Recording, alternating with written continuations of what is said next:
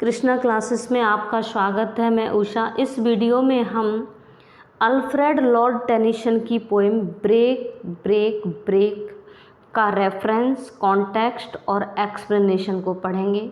एक स्टूडेंट का कमेंट आया था, मैम हमें रेफरेंस, कॉन्टेक्स्ट और एक्सप्लेनेशन भी करा दीजिएगा।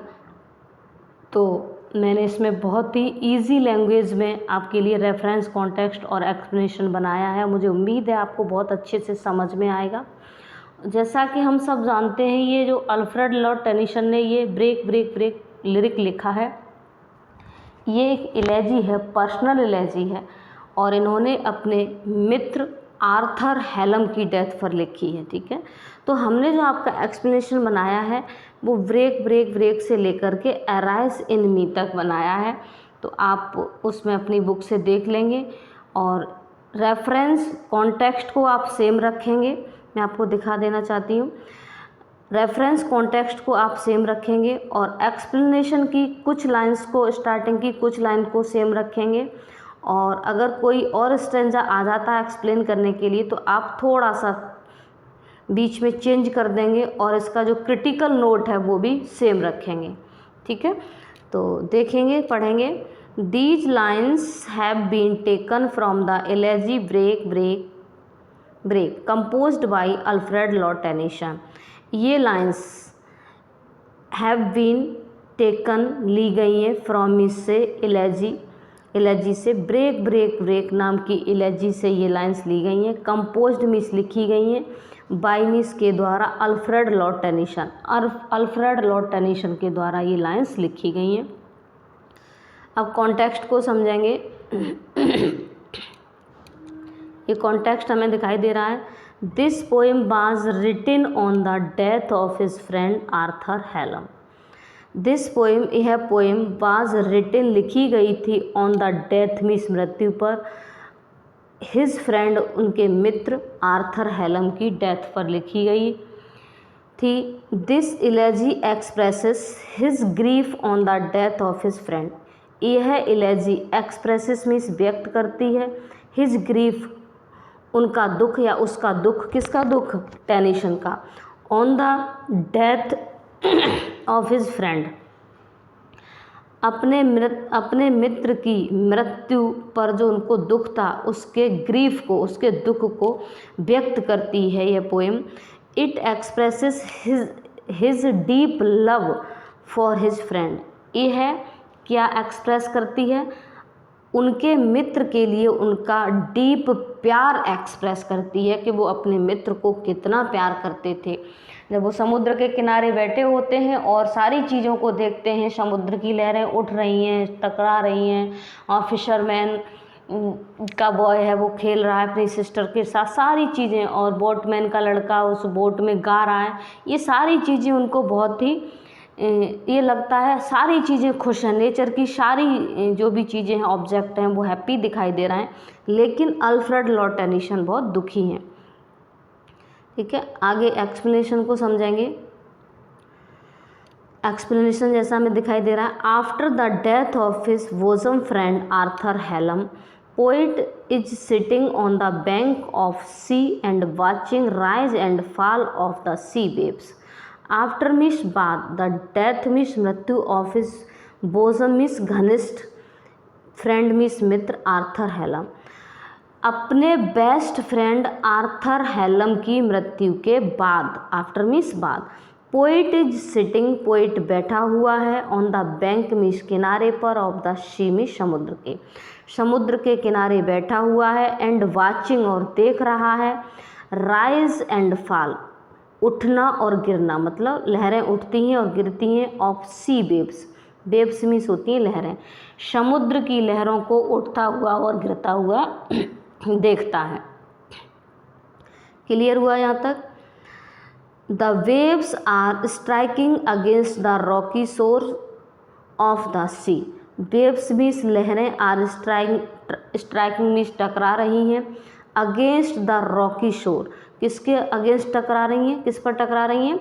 जो चट्टानी किनारा है, जैसे समुद्र के किनारे क्या होते हैं, छोटे छोटे कंकड़ पत्थर पड़े होते हैं, तो रॉकी शोर पथरीले किनारों पर टकरा रही हैं ऑफ द सी, समुद्र की पथरीले किनारों पर टकरा रही हैं। क्या टकरा रही हैं? वेव्स टकरा रही हैं।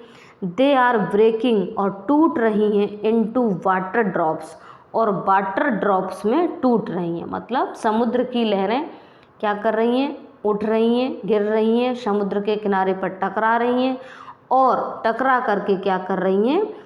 Breaking into water drops, water drops में टूट रही हैं, मतलब टूट जाती हैं। दिस मोशन ऑफ वेव्स, यह मोशन गति ऑफ वेव्स मीन्स लहरों की, इज प्रोड्यूसिंग उत्पन्न कर रही है स्वीट म्यूजिक, एक मधुर म्यूजिक। जैसे कि एक लय बन जाती है ना, लहर उठी टकराई और फिर, तो म्यूजिक शब्द यहाँ ये साउंड न देके म्यूजिक शब्द इसलिए यूज़ किया है कि सेम उसी पैटर्न से बार बार लहर उठती हैं, टकराती हैं, फिर गिरती हैं, तो एक म्यूजिक सा क्रिएट हो जाता है वहाँ पर, लगातार उसी क्रम में सब चलता है। इसलिए आगे चलेंगे।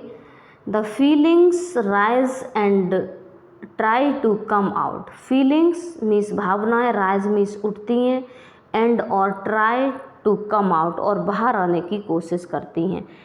क्या किसके अंदर? फीलिंग्स, पोइट के अंदर, या यहाँ पर कर सकते हैं feelings rise and rise in him, उसके अंदर, ठीक है, या इन हिम भी जोड़ सकते हैं, और कम आउट। फीलिंग्स उठती हैं और बाहर आने की कोशिश करती हैं, बट लेकिन poet has no words to express his feelings of grief, लेकिन पोइट के पास क्या नहीं है? नो वर्ड्स, कोई शब्द नहीं है, एक्सप्रेस मीन्स व्यक्त करने के लिए, हिज फीलिंग्स अपनी भावनाओं को, ऑफ ग्रीफ, ग्रीफ ये ड्यू रिकॉर्डर में अंदर दबा हुआ है, देखो देख सकते हैं ये रहा, ठीक है। तो अपने ग्रीफ को की फीलिंग, अपने दुख की फीलिंग्स को व्यक्त करने के लिए उसके पास कोई शब्द नहीं है। आगे चलेंगे, नेक्स्ट देखेंगे, पढ़ेंगे इसको, देखेंगे। देखो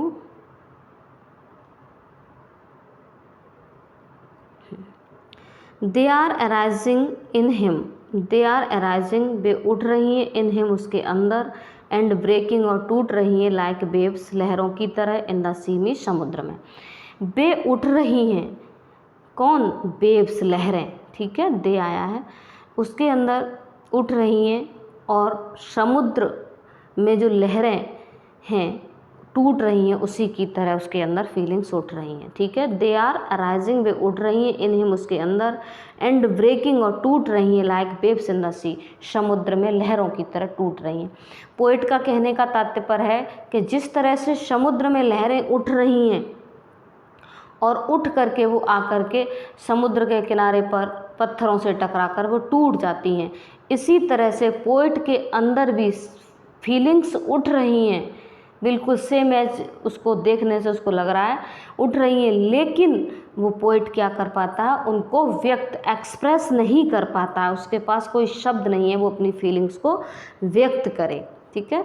तो अपनी फीलिंग्स की तुलना वो किससे कर रहा है? पोइट समुद्र में उठने वाली लहरों से तुलना कर रहा है। जिस तरह से समुद्र में लहरें उठ रही हैं, उसी तरह से उसके अंदर भी फीलिंग्स उठ रही हैं, ठीक है, क्योंकि बहुत सैड है वो उसके अपने मित्र की डेथ पर। This movement of waves is not different from the motion of poets sad feelings caused by the death of his friend. This movement, ये है मूवमेंट, मूवमेंट का मतलब उसका चलना, मतलब उठती हैं, फिर समुद्र के किनारे टकराती हैं और फिर टूट जाती हैं। इसी तरह से उसके अंदर फीलिंग्स उठती हैं और वो वहीं के वहीं टूट करके दब जाती हैं। वो उनको बाहर निकाल कर अपने शब्दों में बयान नहीं कर पाता है पोइट। तो दिस मूवमेंट ऑफ वेव्स, लहरों का यह मूवमेंट, इज नॉट डिफरेंट, अलग नहीं है, फ्रॉम मीन्स से द मोशन ऑफ पोइट, कवि के मोशन से अलग नहीं है।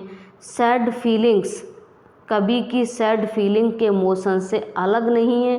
Caused by the death of his friend, जो उसके मित्र की डेथ के कारण हैं फीलिंग्स, ठीक है।